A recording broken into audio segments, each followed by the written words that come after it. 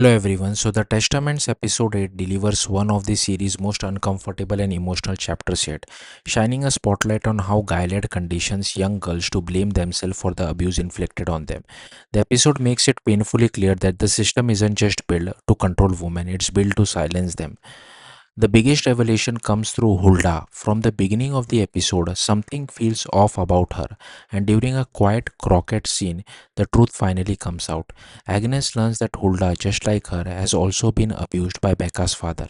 Hulda struggles to even speak about it openly because she has been raised to believe that girls are responsible for the actions of men. Instead of anger towards her abuser, she carries shame herself, repeating the exact toxic beliefs Gilead has drilled into her since childhood.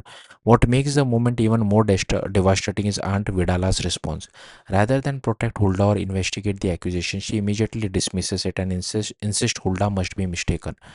The scene perfectly captures the deeper horror of Gilead. Even the woman tasked with guiding these girls help preserve the system protecting abusive men.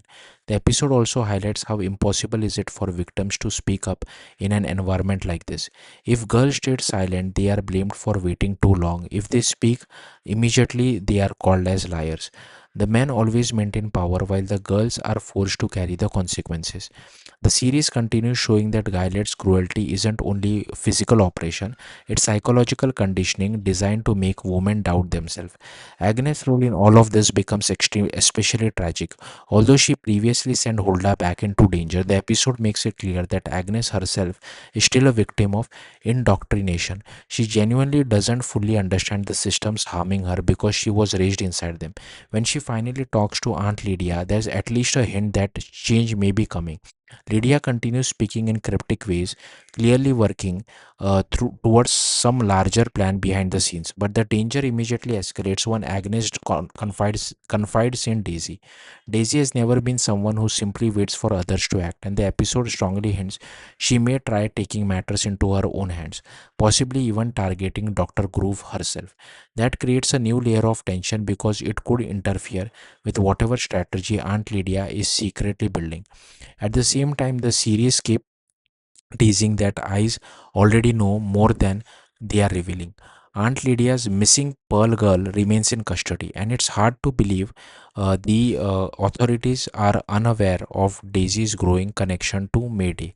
The silence from Weston especially feels suspicious, suggesting the eyes may be intentionally observing events instead of immediately intervening. Meanwhile, Becca's storyline brings another complicated emotional conflict.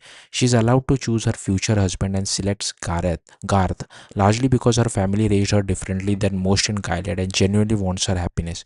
But Becca doesn't know Garth is secretly tied to Mayday and doesn't truly believe in Gilead's ideology. The bigger complication is Agnes' feelings for him. Agnes mistakes attraction and emotional longing for love, something understandable for a sheltered 16-year-old girl who's been taught her natural feelings are sinful. Under normal circumstances, Agnes and Becca could simply talk honestly and preserve their friendship, but Gilead actively discourages female friendship because strong bonds between women threaten the system's control.